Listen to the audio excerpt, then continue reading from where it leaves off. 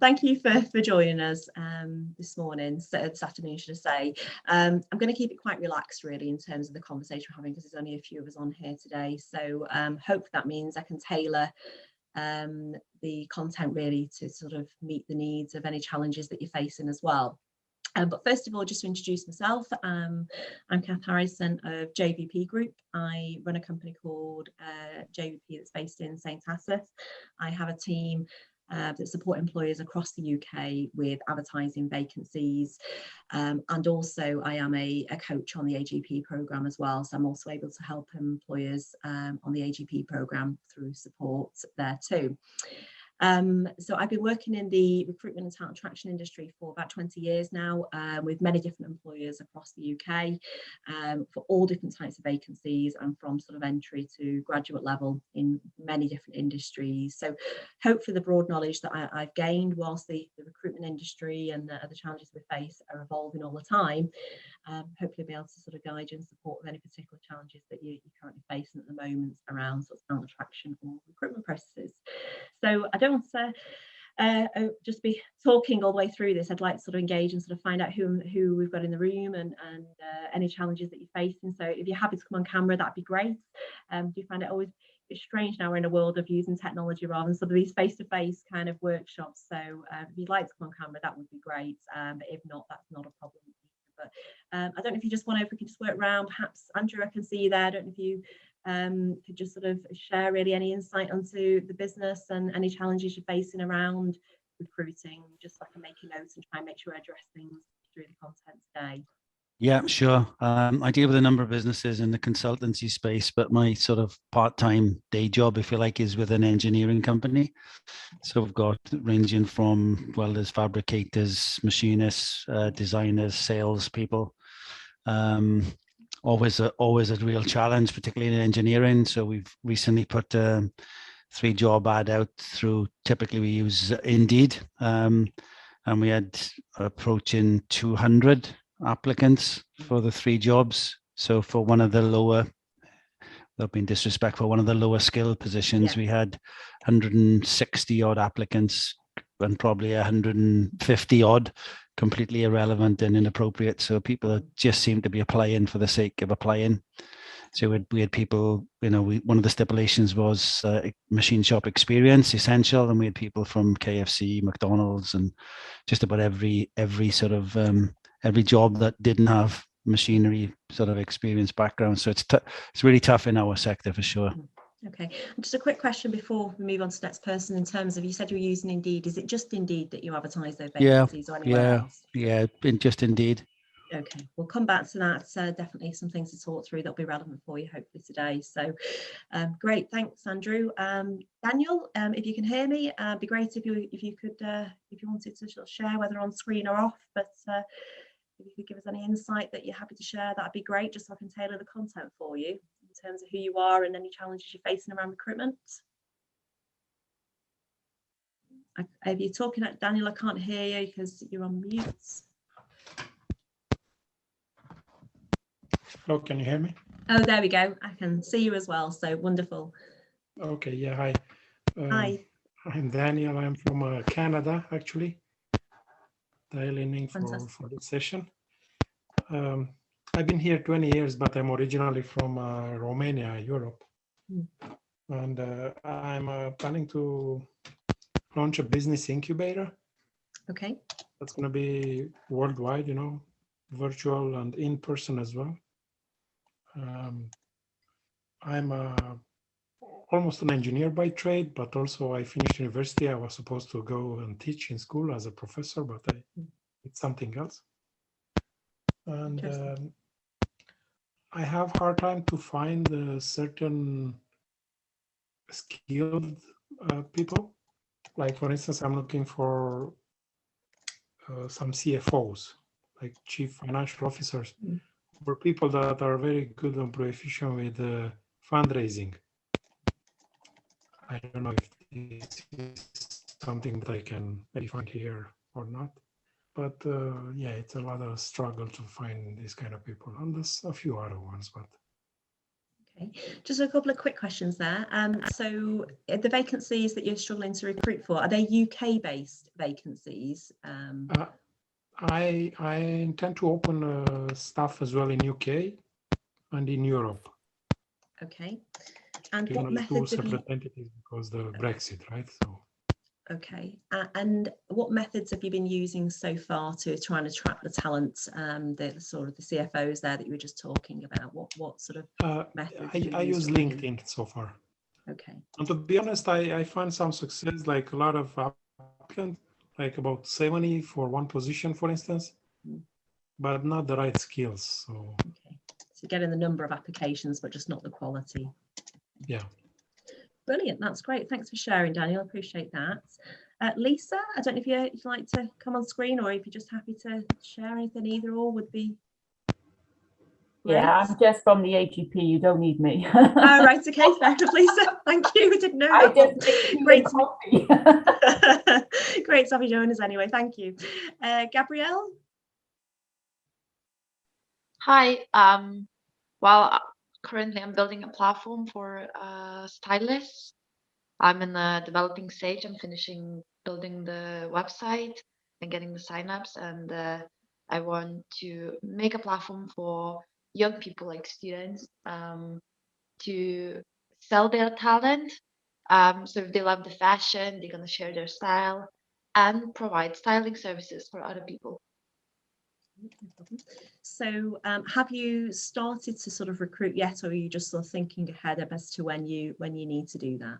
No, so I'm building currently strategy on how to approach my audience, how to represent myself, and how to target the right one that I want to attract. Yeah, how to attract the talent, yeah. Okay, and what type of staff is it you're likely to need to recruit for your business? Well, for the beginning stages, I kind of did a lot of like customer support and management. Probably marketing. It's gonna be the people that I'm gonna need. And then once the company expanding, then the software developers, the design for the website, the finances, everything really. Okay, wonderful. I ask in everybody these questions because it's sometimes the approach that's required when you're recruiting to attract talent, often a more tailored approach is more effective. So there's not going to necessarily be one size fits all. So it's just helpful for me to sort of get a feel of your businesses and the challenges and the type of roles you may likely need to recruit, or you're currently having challenges recruiting. So I can just tailor some of the information I'll share a little later. But thank you for that, Gabrielle. I really appreciate it. Zoe, if you can hear us, be happy to share. Hi, sorry, I'm a little bit late. Apologies. No what was the question specifically, Cath? I caught some of it, but not all. Yeah, it's no problem. Just whether you'd like to introduce yourself in terms of your business, any particular challenges that you're facing around sort of recruitment, or that you anticipate any challenges. Just if you want to share really any insights, it just help me to tailor some of the content that we're going to be covering as well. Okay. Small manufacturing company in Swansea, and in terms of challenges, location has been historically part of our challenge because there's no public transport. But outside of that, I was just really here to kind of glean some more information. So there was nothing specific that I was coming with an agenda. Just general insights for us needed. Yeah. Okay, wonderful. Well, thanks for sharing that. I do really appreciate that. I'm going to go back off video if that's okay. That's absolutely fine. Whatever you're comfortable with. So all good. I'll just talk to myself if everybody goes. So I might forget you there, but I'm good at chatting through recruitment scenarios. So I mean, first of all, you're probably all experiencing the fact that it's a very candidate-driven market right now. There are more people looking. There are more jobs out there than there are people looking for work. So it's bringing a lot of challenges for employers across the UK, not just in Wales, but across all sectors too. There's various reasons for that, linked to sort of what's happened with the pandemic and Brexit, and And really employers sort of, you know, re-looking at the sort of the skills that they need. There's been a lot of changes in the structure of businesses we're seeing, I'd say with many companies across the UK. So there's a lot of change happening. There is more confidence coming back into the market in terms of individuals starting to look for new opportunities because they're feeling more that there's some stability, so perhaps they can, you know, look for new paths for their career, or not feel that they've got to stay with their current employer because moving to a new one might be a big risk. So we are definitely seeing more confidence coming back in the market, but there are still plenty of challenges, adding to challenges that were already there actually before the pandemic, such as skill shortages in sectors such as engineering, which was brought up earlier, and IT, and hospitality and leisure too. So, I mean, in terms of sort of addressing this candidate market, there's various things as an employer that you can look to do to help really make sure that you attract the best people. But first of all, it's being realistic about the people that you need in terms of their background, any experience, skills or qualifications that they may already have, ensuring that the package that you're offering is competitive, and certainly what we are seeing is salaries are going up. Definitely seeing that day in, day out when we're talking to employers and writing the job adverts for them, and having these conversations, and employers are putting salaries up. So it's ensuring that you're still competitive with the full package, not just the salary as what you're offering. Making sure that the job adverts are written as a piece of marketing. They shouldn't just be sort of a job description or a person specification, crossing all the T's and dotting the I's. A job advert should be a piece of marketing, treating it in the same way you would if you were looking for new customers. So we'll be talking a lot more detail about these things in a moment. But then also making sure that you promote your vacancies in the right places, because it's all very well and good if you've identified what you need and you're marketing that through the right job adverts and you've got the right sort of package, a competitive package on there. But if you don't put it in the right places, those people are still not going to see your job adverts. So you're not necessarily going to get a true picture of what the candidate market looks like. It just may be the people you're looking for, they haven't seen that you're recruiting. So we're talking through that with you in a moment, so I'm giving you some ideas, and really just ensuring that that saying of you snooze you lose. Unfortunately, the candidate market is moving very quickly at the moment. So what we are seeing is that some employers that are leaving it a few days before they're responding to an applicant that's applied, by the time they're calling them, they've already gone off the market and another employer's offered them a job and they're gone.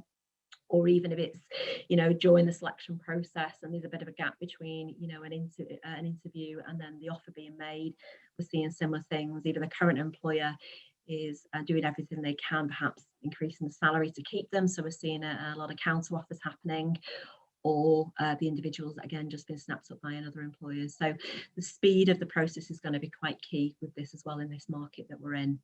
So I'm going to explore these things in a bit more detail now.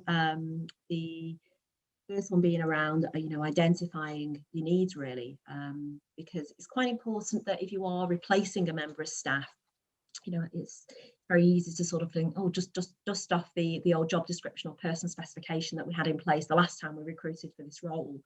But it's really important to sort of take that time to really think about where your business is at, the skills that you need, what could be trained.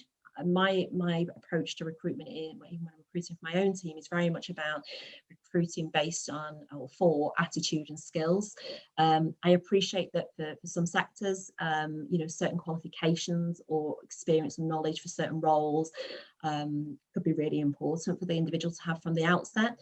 But the more open and flexible you can be, that will widen the talent pool.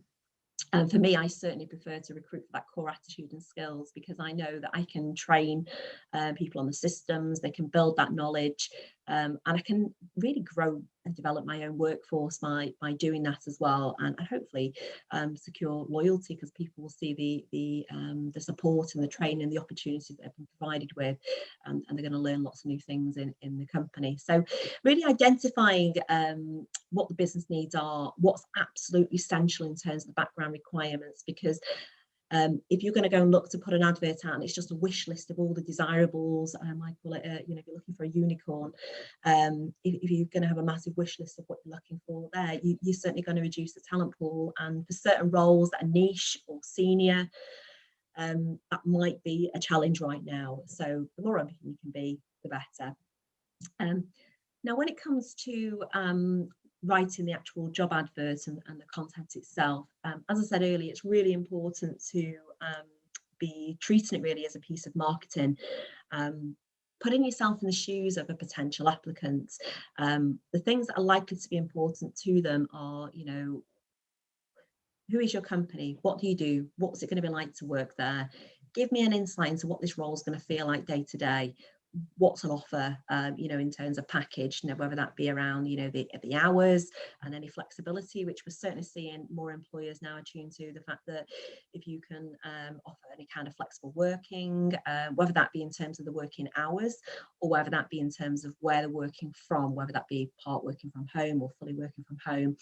The more you can do to show flexibility, that potentially might open up your talent pool again, so it gives you more choice as to who you can attract to your business. But it isn't just about sort of the flexible working, it's also going to be looking at perhaps the annual leave that you can offer. Can you offer more than just the statutory 20 days? Because that's certainly, again, coming out of the pandemic, it's made people realise what's important to them in their life, getting that work-life balance, their lifestyle choices. So things like annual leave entitlement will be, you know, quite appealing. And then I guess in terms of training opportunities, can you offer any funded sort of training or courses? Definitely, again, people have been reevaluating, especially over the last couple of years, their career paths and the direction they want to go in. So perhaps if you can support that by offering support around training, that again, something that should feature in your job advert to show why you could be an employer of choice or why you are an employer of choice. So really important with regards to the job adverts as well to avoid jargon, especially if you are looking to attract somebody who maybe hasn't been in the sector before, or it might be a different type of role than they've experienced. Often one of the common sort of things that we see in adverts is just sort of abbreviations, jargon that can be quite off-putting and quite scary for some people when actually they've got the skills and the right attitude for the opportunity. So definitely look to avoid any jargon that may be in the job ads. Now, also, of course, we're in an era where people are using mobile phones to look at job adverts and make applications. So keep in mind that when you're reading a mobile phone, whatever you've had on a Word document, for example, if you've written your job advert on a Word document, if your job advert on a Word document is 1 page long, on a mobile phone, that's probably going to be the equivalent of them having to scroll as if they're reading 2 or 3 pages of a Word document. So, and obviously to keep that engagement, the more concise you can be with regards to the content in the job advert, perhaps use of bullet points, and thinking about the order of the content as well. I mentioned earlier the sort of things that are more likely to be of interest to your potential applicants will be around kind of the culture, what it's like to work there, what they're going to get in return, and what the role's like.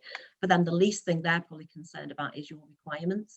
So, you know, if you want to engage them, you want to sell the opportunity to them, showcase why they should want to work in this role in the company for you before you start listing off all the things that they need to have. So that's going to be in your adverts. Of course, it's important because, as Andrew mentioned a little earlier, you also don't want to be encouraging applications from individuals that haven't got the skills or the experience that you've deemed are essential. So I'm not suggesting for a second not to have the requirements in there for what you're looking for. That is, of course, important.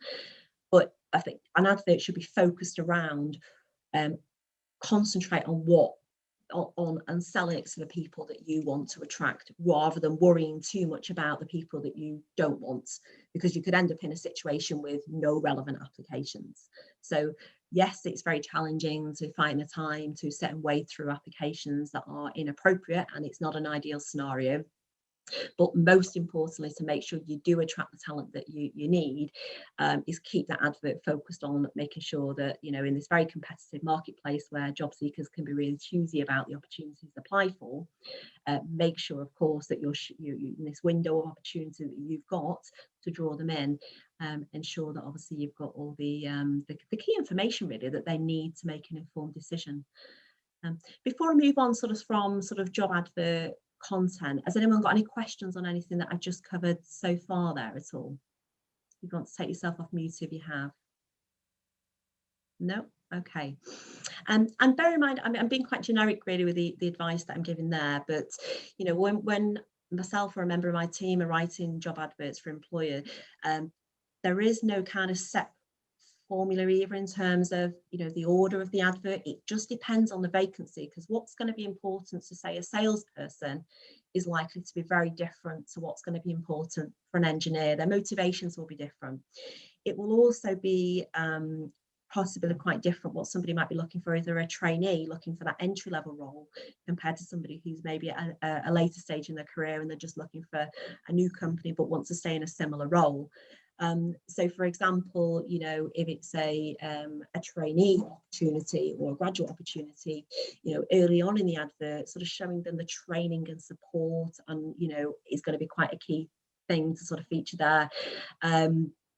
And perhaps that probably would feature more, whereas somebody who's quite established in their career, if you can sort of really, they're more likely to be picky about who they want to work for. So really showcasing more of the features around kind of what the company does, the culture, where the business is going, that's probably going to play quite a big part, because when they come to read the role, it may be quite similar to what they've done before. They'll still read it, but actually for them, they're probably focusing more on the package in terms of what you're offering and the benefits and salary, and what the company actually does. So the order of the content in the adverts, there is no kind of set rule around it, because it just depends on what it is that the role is that you're offering and who you're trying to pitch it to, really, in terms of their current sort of situation of experience.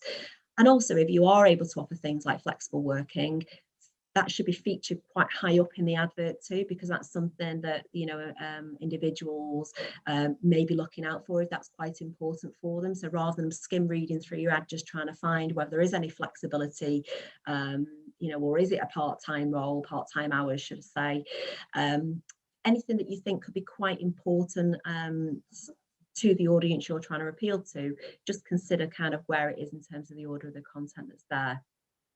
Linked to all this is, I mean, I'll be talking more about different places you can advertise your jobs to attract talent in.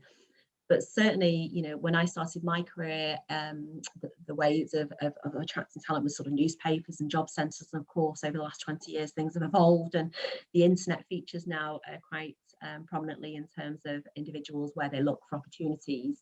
Particularly job boards and social media plays a big part in that. Now, I'll be talking a little bit more about that in a moment, but in terms of the job advert content itself, you need to keep in mind that when you're advertising online, the way that, say, job boards work, for example, is that the keywords that were within your advert content and the actual job title itself will play a big part in whether people even find your job advert in the first place through searches. So they're going on to, for example, I don't know, total jobs, they're doing a keyword search on a particular job title and a location within so many miles of where they live. If your job title doesn't link in with the type of keywords that they're going to search, because that's their background, that's the type of role they're looking for, your advert won't pop up in front of them. So it could be that's your ideal candidate, but if you've called, I'll use an example here, we work with a couple of zoos actually, as well as many other employers, but in the zoo world, they like to call their customer service roles visitor experience assistant. But the sort of individuals that they're looking for are people with a customer service skill set, whether that's an experience or just got customer service skills and they're starting out. If an advert went out and it just said visitor experience assistant in the job title, it's unlikely that that job title is going to feature rank very highly in the search results that come back. So the job title plays quite a key part, not just in terms of how it's found in search results, but also familiarity. There is another business that we work with, and one of their vacancies, it was quite a sort of an IT technical type of role, and they were looking for ninjas, as they called it. But again, you know, we gave advice around kind of the title and what was needed, and they got great results off the campaigns, but it's very unlikely that somebody's going to be searching a title for ninja. You know, so again, it's one thing having a great, you know, a job advert that sounds fantastic and is really creative and brings the opportunity to life, but actually that job title isn't right, and then perhaps that the keywords throughout the advert as well aren't in there, as in, If you're looking for somebody with customer service and you've decided to call your vacancy a customer service assistant, then throughout the advert, you need to make sure that the word customer service is in there 4 to 8 times. Because if it's not, again, that will affect the rank, where it sort of ranks in the search results. So other employers that have featured those keywords that are relevant to that vacancy in there 4 to 8 times, they're more likely then to rank higher than your vacancy. And this is really important, especially when you're in a market where maybe locally there are plenty of other employers advertising similar vacancies. So even if your job advert is the best opportunity in the world, and you know that, and it's better than what you've got to offer than what other employers are offering, again, you need to make sure it's still seen by the right people. So these are sort of some of the more technicalities to think about around the job title and the search engine optimization side of things, in terms of including the keywords in there.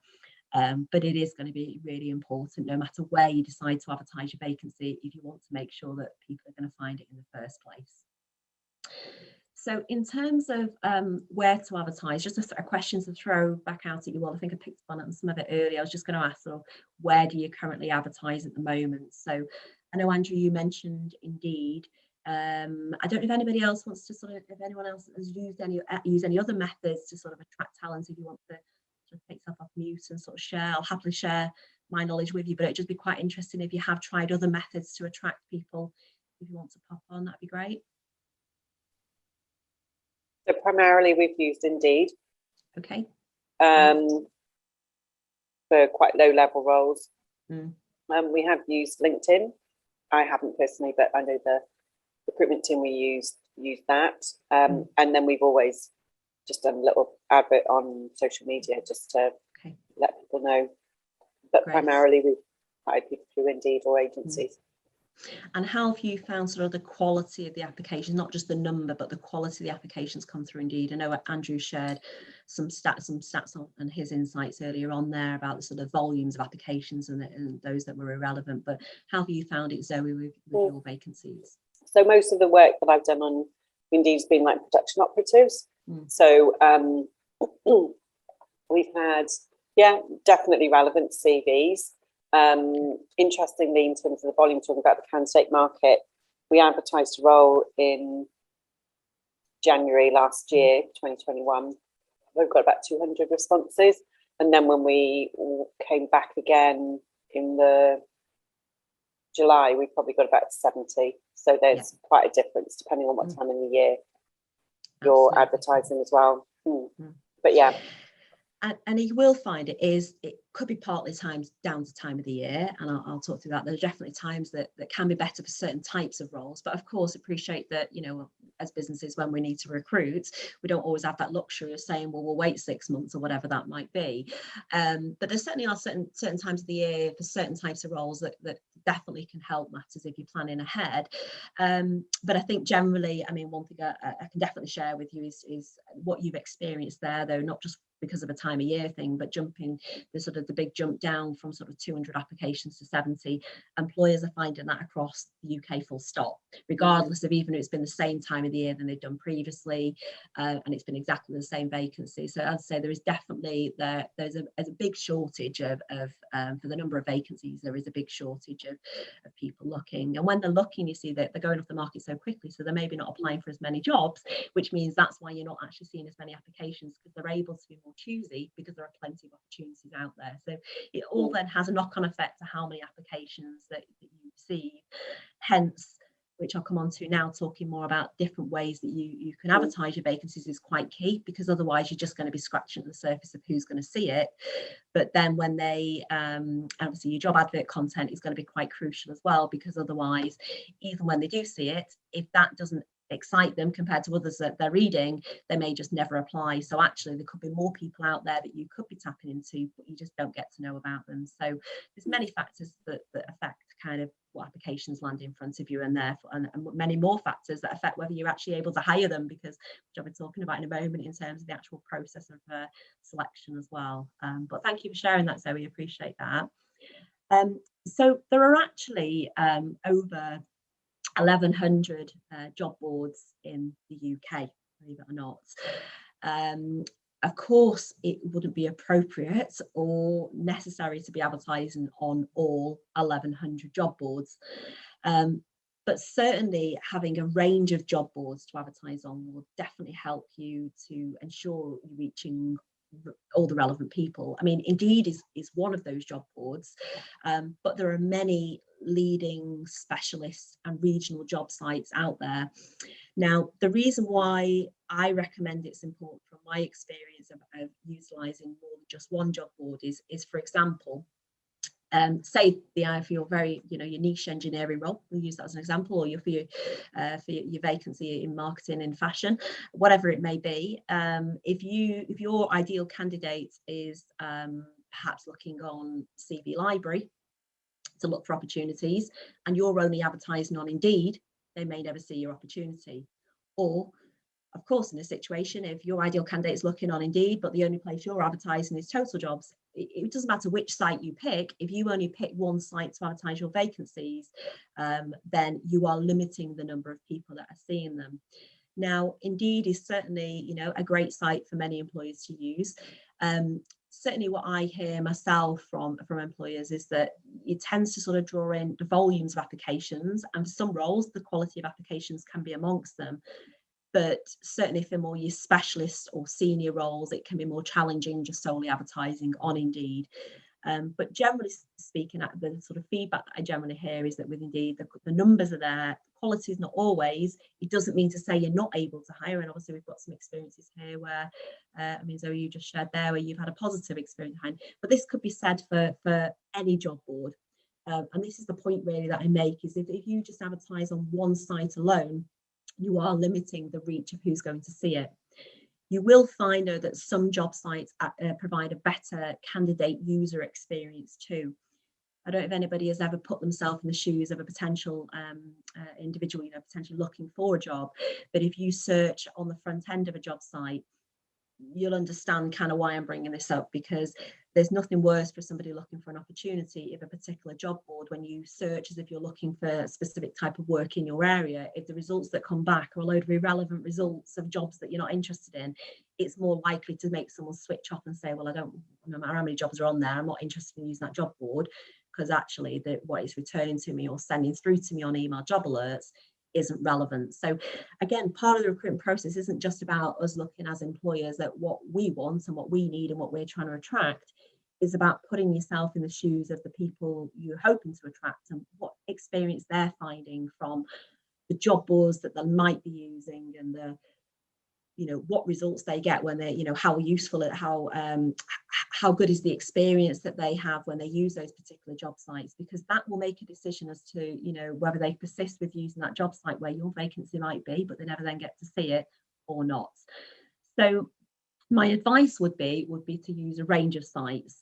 Now, as I say, whether that be leading sites such as your Read or your Total Jobs or your CV Library, or job sites, or whether that be specialist sites that are out there as well, which you get for all different industries and all different disciplines. And then localized, regional sites. We've got jobs in North Wales, but there are job sites across the whole of the UK. So, having a range of sites that will ensure that the right people know about your opportunity, I would say, is quite important. So that's just on the job site side of things, in terms of job boards, which is probably one of the most important aspects, I would say, to recruitment in the world that we're in, is advertising your jobs on those. But the secondary to that, what's also really important, and Zoe mentioned it there, I think somebody else mentioned, Daniel mentioned earlier on, I think about LinkedIn too, social media. Social media can play a great role in really raising awareness of your opportunities, not just with people that are actively out there proactively looking for opportunities, but also what we call those passive job seekers. So people that perhaps they're not necessarily actively going and looking for opportunities, but the right one put in front of them might just catch their attention.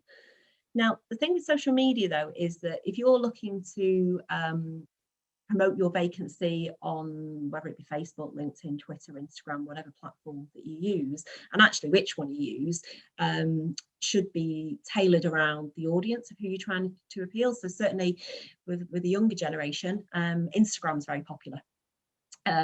You know, LinkedIn is a great platform if you're looking for professionals, you know, managerial roles or marketing or HR or IT or sales roles. I'm not just saying limiting it to that. We certainly see that LinkedIn can be a great tool for sort of even engineering roles, for example. So it's really thinking about the platforms of where those individuals that you're like to attract might be, you know, customer service roles, production roles. Facebook is a great tool for that. But if you're going to just think about advertising the vacancy on your own company page, for example, on Facebook, LinkedIn, whichever one it may be, what you need to stop and think about is that, well, who follows your Facebook page, who follows your LinkedIn page? Because if the demographic of that audience is just, you know, is mainly your customers, because that's why you have that page, and if that demographic is actually, well, your customers aren't local, they're, you know, your customers are in another part of the country, or the sort of individuals that are following you are not really the sort of people that you'd be trying to attract for your vacancies, then putting it on your own Facebook page or your own LinkedIn page may not be sufficient. Because again, to sort of get that real reach in terms of other people seeing it, you'd have to have enough engagement on your post of people commenting or sharing that post for that to start then spreading like wildfire, you know, around the internet, around the social media channel, for other people then to see that you've put that up in the first place. So other things that you can do with social media is there are localized Facebook groups, whether that be community groups, jobs groups, industry groups sometimes as well, for certain types of vacancies, also type of professionals. On Facebook, I'm talking about there, but also on LinkedIn, you have professional groups as well for, again, different disciplines and different industries. So that can be a great way to sort of post into some of them groups if you've got opportunities. Again, it's more targeted to trying to reach out to the people that you're trying to engage with and hopefully showcase your opportunities to. But it's important as well, when you put these social media posts out, just treating it in the same way as you would with regards to the job advert that's going on the job boards, in the sense of it needs to look attractive. It needs to intrigue them to want to find out more. You know, even if you're just going to put a link in that social post to go through to where the job ad may be, perhaps on your website, for example, or if you put it onto a job board, you need to intrigue them enough to make them want to click that link to read more. So think about the use of imagery, because imagery can be really eye-catching to if somebody's scrolling through their social media feeds, to catch their attention, draw them in, make them actually want to read your post or read the text that's on your actual image. And then think about the text that you're providing as well there, you know, again, important really is it's that window again to showcase that opportunity. So give it some serious thought rather than just being a sort of a quick, we're hiring if you're interested. I mean, give them some of the detail, not to be all the fine detail, if anything, I discourage that. It's more about intriguing them, but give them a little bit of insight as to why they might want to find out more, or who it is that you're trying to appeal to, so you can draw in the attention from the right people. So they're just some of the things that I'd recommend in terms of, you know, we talked about identifying your needs so far, making sure that you're being realistic to the market, that you are focusing on what's absolutely essential in terms of their background requirements from the outset, not just looking for a unicorn. We've talked about the job advert content, and making sure, you know, the content that's in there is going to be engaging, thinking about the job title, the SEO aspect in terms of the keywords that are in there, treating it as a piece of marketing. And encompassing to that is, of course, the fact that what makes your company a great place to work. And I just throw that out to you now as a question, just to stop and think about for a few minutes. What makes your great company a great place to work, you know, in terms of the culture, the opportunities, benefits, and like I said earlier about the package as well. It's just worth stopping and reflecting on that and thinking about, you know, why do other employees work there at the moment, or if you haven't got any employees right now, why might they want to come and join your company? Because it all starts with that. If we don't get that piece of communication right, then when we moved on and we started talking about where to advertise the vacancies, it doesn't matter where you put it, because if your content isn't right in your advert, you just potentially, especially if you're spending money, throwing money around all your time and wasting that and thinking there's no candidates out there, when actually there are steps that, you know, we could be taking to make sure we engage with those people and actually gain their interest to actually want to apply when they do see it. So that's around sort of job boards and social media that we finished off with there. Has anyone got any questions before I sort of move on to the next part around the sort of selection process at all? No? Okay. And in terms of kind of once you've got your applications coming in, I mean, one thing I just wanted to ask, actually, again, just to throw another question out. For those that have been recruiting recently, Andrew, I know Zoe, you not mentioned it, but I'm just thinking around how you're finding, so you're saying you're getting a lot of applications coming in. Are you finding that there are many candidates just not showing up for interview, or potentially have already accepted another job elsewhere by the time you're inviting them in or offering the job? Is anybody experiencing anything like that at all? Yeah, that has happened. Not finding that. I think for us it's very occasional. We tend to do a pretty dramatic cut at CV time and probably get 3 or 4 people in for each position anyway. Yeah, I can hear you a little bit, Andrew. I think your microphone might be up, so I was just sort of second guessing a little bit of what you were saying there. Sorry, yeah, you're right. trying to sort of work out what you're saying there. You're not going to hear much of this stuck on the top of my head, are you? No. Yeah, so basically we pretty dramatic in how we cut the numbers down from CV. Occasionally the telephone call is enough to put us off, if you like, if not put them off. So we're probably only down to 3 or 4 interviewees per position. So it's unusual that, you know, they don't turn up. It has happened, but not normally. Okay. But you've noticed that a little bit, Zoe, obviously recently. And is that something that you were seeing before the pandemic? Are you noticing a difference kind of now compared to, has there been a shift at all? I think just not to dominate this, but we've had a lot of people provisionally interested, tire kickers we call them, and they just keep fact finding really, and you know, they're looking for 50 pence an hour or something bizarre to change companies we've been with for 20 years or something, which is never going to happen. But they just whether they use that and go back to their present employers just to get some leverage on wages, I don't know, but that's probably more prevalent now than it was before the pandemic. Yeah, we're definitely seeing that with a lot of employers. That's happening too. And you know, typically, how do you all, or even if you've not done so far, how quickly would you plan to respond to your applicants? So from CV starting to land in your inbox, how quickly do you all, or would you all get back to them? How important do you think that is? 2 weeks for us.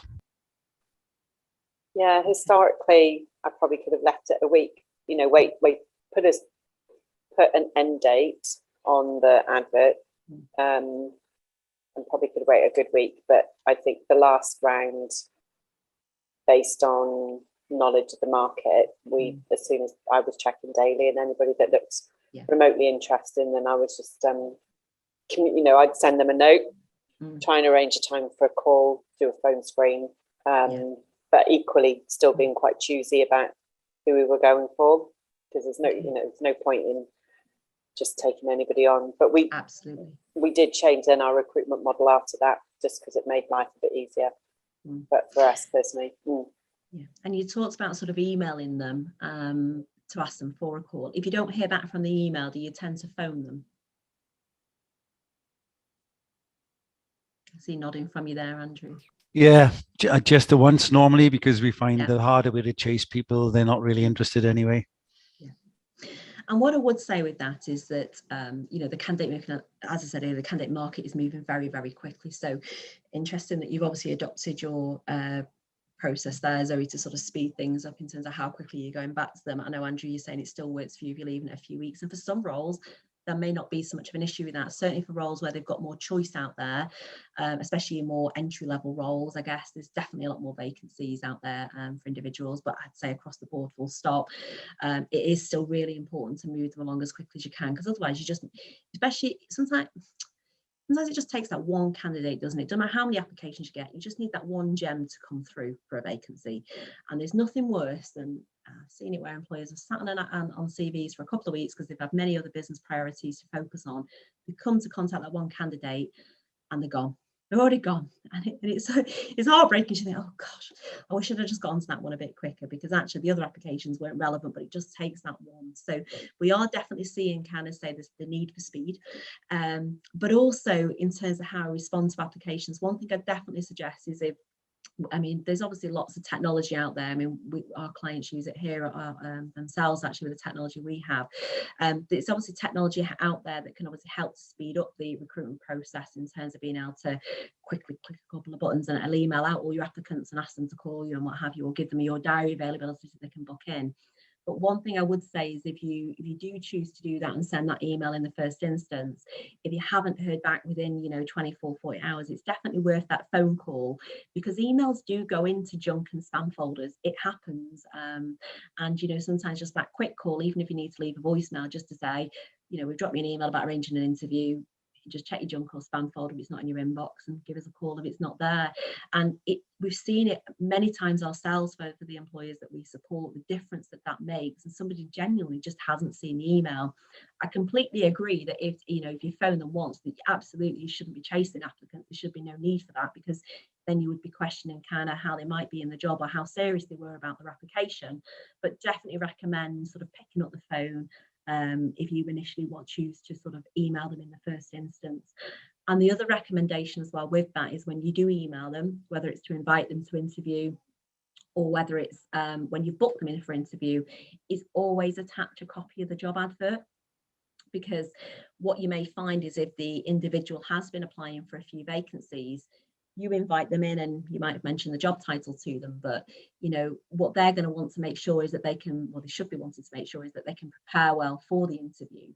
And sometimes it will actually increase the number of people that don't turn up at interview or don't perform well at interview if they've just forgotten which job advert it was they applied for. So it may feel that we shouldn't be needing to do that and handhold as employers, but at the same time, in the market we are in, where people potentially are hitting the apply button on quite a few jobs, it's much better if they are given that opportunity to remind them of what the vacancy is. They can go off and do the research on the company, and then your expectations and your standards of what you expect when they turn up interview can still be relatively high, because of the fact that they've had all the information they need for them to have gone off and do their own reading and research and what have you. So definitely attach your job adverts when you're inviting people in, or even inviting them for that initial which actually is coming on to sort of telephone interview or video interview potentially as well. You mentioned it yourself earlier on, Andrew, but one thing that I've seen more and more employers adopt, and we have in turn here actually at JVP as we've grown our team, is we've introduced now as part of the early stage of the processes, other things we do as well, but introducing sort of a video interview. So rather than bringing them in for that first face-to-face interview, we do a video interview, or if they really can't access sort of video, get onto the video, we'll even do a telephone interview if need be. But just to sort of, it helps to speed that process up, because you're just getting that initial conversation going. And certainly if it's a role where perhaps if it's an office-based position, actually you're getting to start doing some of the assessing and filtering out some of the applications anyway, because you can get to listen to their attitude and perhaps a telephone manner, just cover off some of the key questions that perhaps if they'd have turned up in the face-to-face interview, you might have made decisions based on some of those key questions in the first place, or how they've come across. So it can actually speed things up, because then they haven't got to take time out of their current job, because they could possibly squeeze in that telephone interview or video interview on their lunch hour or before or after work. So it means you can move your process along a lot quicker as well, because you're not going to book your interviews or your first stage interviews a week ahead. It might be you can arrange that telephone interview or video interview for maybe the next day, so you can move things along a lot quicker.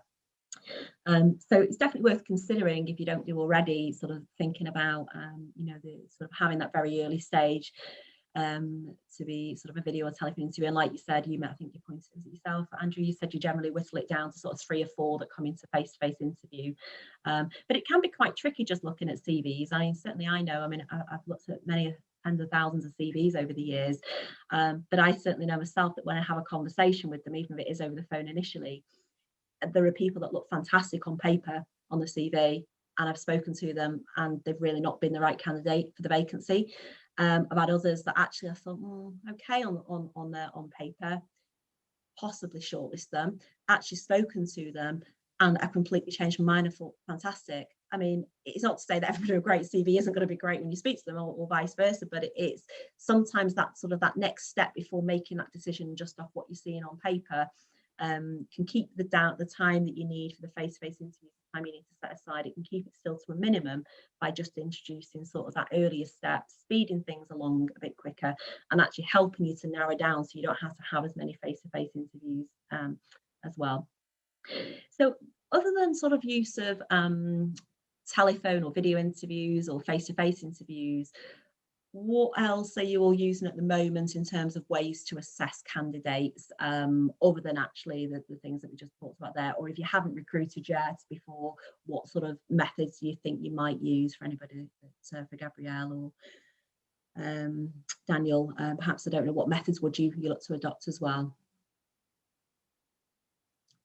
Do you do any kind of testing or any sort of tasks that you get them to do, or is there anything that you've introduced at the moment? If not, we can talk through some sort of ideas and things, but I'm just intrigued if anybody's done anything other than just having conversations with applicants. We just recruited a business development manager, and we did some psychometric tests, Thompson International tests with him, which were quite enlightening, really, for him and for us. Absolutely. And at what stage in the process did you introduce psychometric testing? We use a recruitment agency for that appointment because it's something that's not normal for us, if you like. So yeah, we did one on sales techniques and another one on sales leadership.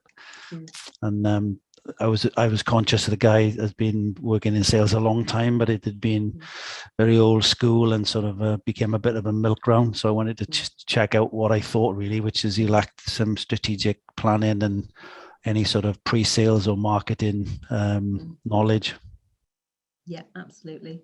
And it's a great tool. I mean, I've used it myself, and it's actually a service we offer for employers that we work with as well. And we've had some great feedback, not just actually for recruiting, but also with existing employees. It can be a great tool to sort of look at the, when you're looking at the culture and you're looking at kind of, we're all unique as human beings. I mean, sometimes called a psychometric test, but it's not really a test. It's just about profiling to understand that individual and how perhaps they might react with other individuals or in certain situations. So it can be a really good tool. You get a really detailed report on the individual, and I find them really, really useful to use as part of a conversation.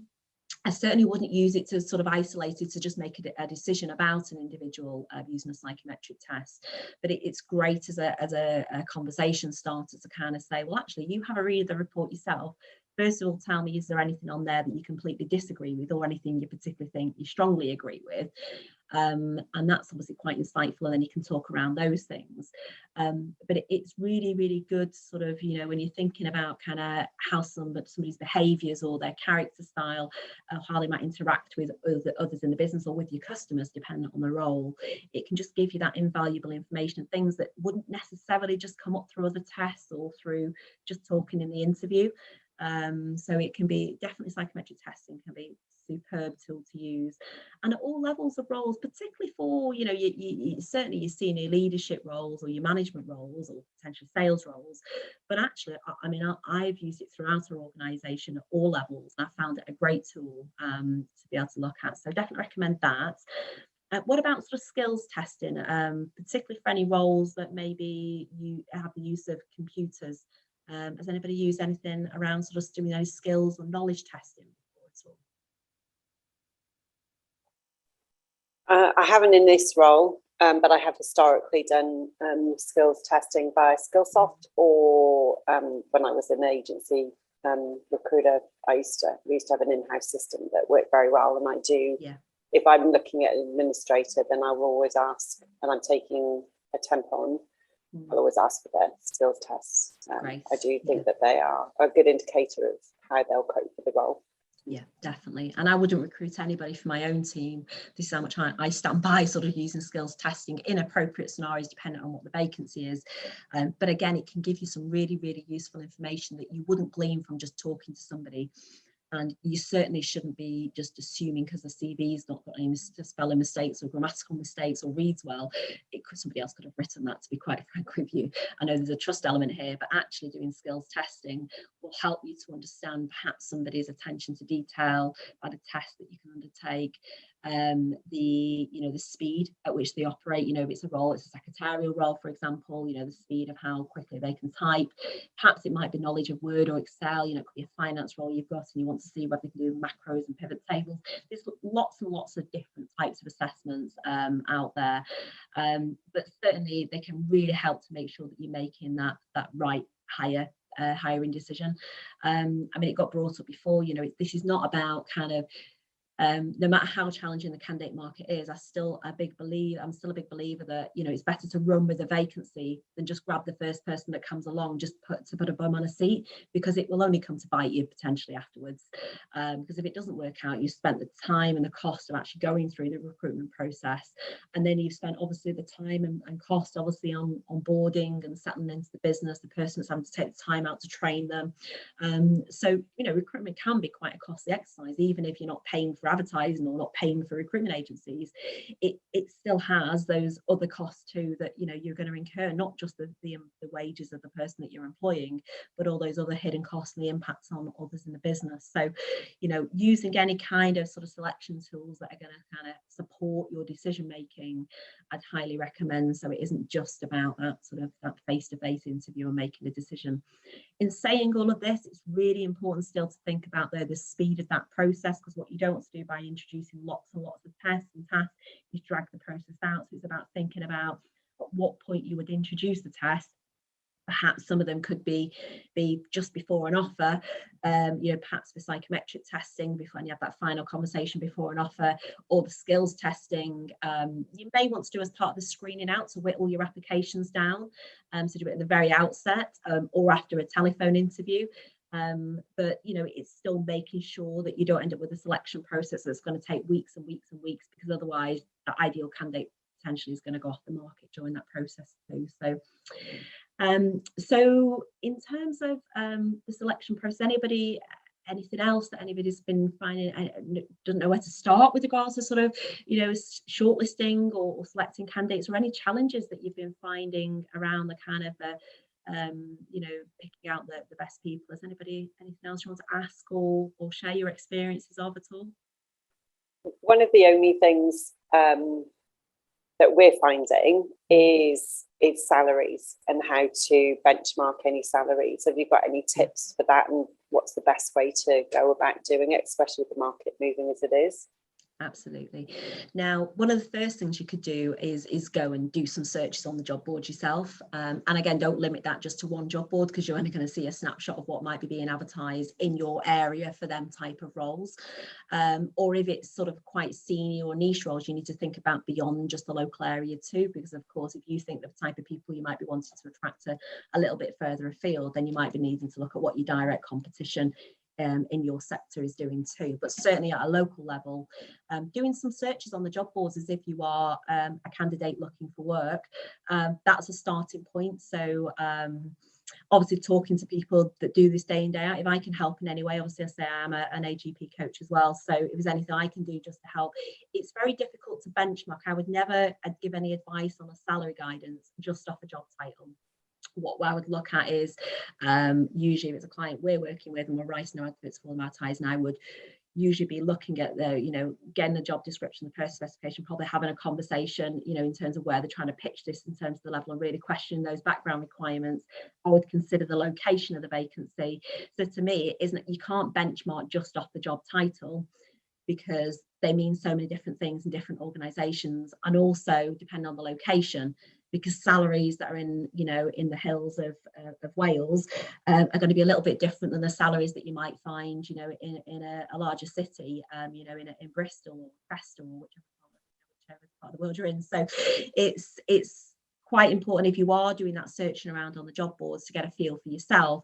Don't just sort of look at in the preview of results, don't just look at the job title and the salary. Perhaps click into the advert and get a feel of, well, how open were they on background and and the role itself, what's it doing, because otherwise you could end up yourself with information that's not really that useful, because the role could be completely different than what you're trying to benchmark against. So definitely sort of do some searching around on the job boards. Certainly if you want to, you know, contact myself, I happily give, you know, any advice that I can, but to do that effectively, I would say ping me over, you know, your JD and your person spec and the location where the role's going to be, and I'll happily help in any way that I can to give that advice there too.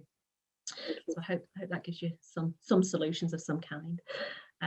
Anything else, any other queries at this stage anyone's got around you know, the selection process, or even on anything else that we've talked about so far around job advert content or where to advertise?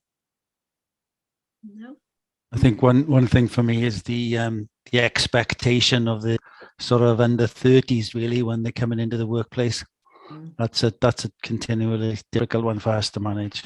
Yeah, I've seen it myself, of course. So, you know, employing people over the last 20 years, all age groups, all demographics, things have evolved, definitely. And I think it's just about painting that picture right from the outset. And again, it comes back into not just what's in the job advert, but actually the other ways that you communicate to potential employees, of what's on your website, your careers page, your social media channels, any PR that you've got going out there. Showcase, I guess, who you are as a company, not just what they get out of it, but it's also your expectations, your values as well. And then during the selection process, being open and transparent of what you expect in terms of the ways of working, the flexibility, things that they need to bring to the table. And I say it's always, you know, what they get back and the flexibility and things they get back too. So I think just being quite transparent as to your expectations, I think is just quite key. But also being realistic that we are, you know, certainly with the younger generation, that they're used to having technology at their fingertips. They do expect things to happen instantly because that's what they've been used to in the world of social media, and you know, they expect things to happen very quickly. They like that flexibility to sort of, you know, for things that they might have going on in the personal life. I'm not saying that, you know, it's not just me trying to sort of generalize and say it's everybody, like you pointed out, under 30. I mean, this can happen with any age group, but you do find that sort of age group, there's more of a trend of them expecting to want to be able to use the latest technology in your business, or to have that flexibility around perhaps hours or days worked. Yeah, really just being very clear really as to what you expect of them, of the role and their performance in it. So I hope that's what answers the question really that you were getting at. If not, please feel free to ask me in a different way if I haven't covered it. So that's what you meant. Okay, so really just to wrap up today, unless anyone's got any other questions, is just really being realistic around candidate background expectations. Open that talent pool up as much as possible. Ensure you're competitive with the package that you're offering as much as you can. Not just salaries, but as I say, thinking about other things that you can offer too. Whether that be, you know, wellbeing programs, and that's become quite an important thing. Whether that be that annual leave, whether it be social events. I mean, everybody's been missing social events over the last couple of years. So, you know, anything like this and make sure you put it in your job adverts. Don't just think, well, we do all this, but actually that's the point of the job advert. Showcase how you look after your people. Make sure those job adverts are written as a piece of marketing to attract the right people. Make sure they're promoted in the right places. So think about where you are advertising. If you are just limiting it to just one job site or just your social media channels, it might be worth opening that up. And don't sit on applications, because if you do, you might be disappointed if you could suddenly come to progress their application or offer them the role, they may be gone. I'll happily, if anybody wants to send, you know, drop me a line, I can send some example of adverts over, just to sort of try and bring to life some of the things that I've been talking about. So you can have a look at some of the adverts that myself and my team here have written for other employers. That might give you an idea more with regards to sort of the format and some of the content contained there. And also I can send over you to a checklist as well with regards to what to include in job adverts. I can send that over via email after the event. If anybody is looking for any support, as I say, I'm a specialist recruitment AGP coach. So if you are looking for any support through the programme with regards to recruitment, if you speak to whoever your contact is there, and if you wanted my support, then certainly I'd be happy to help if you can get that a work package approved, should I say. So I hope that's been of help. I've tried to sort of tailor things a little bit as I've gone along there, but if anyone's got any questions afterwards, anything I haven't covered, then feel free to contact me directly. I'm sure contact details can be passed on as well. So thank you very much for joining me today, and enjoy the rest of your day. Thanks very much. Cath. Thanks, Cath. Thanks, Thank Andrew. you so much. Chloe, for staying Thank with you. us. Fabulous. We'll see you soon, hopefully. Thanks. Enjoy the rest of your Great. day. Thank Bye. you. Thank you. Much. Bye. Take care. Bye-bye. Bye now. Bye bye.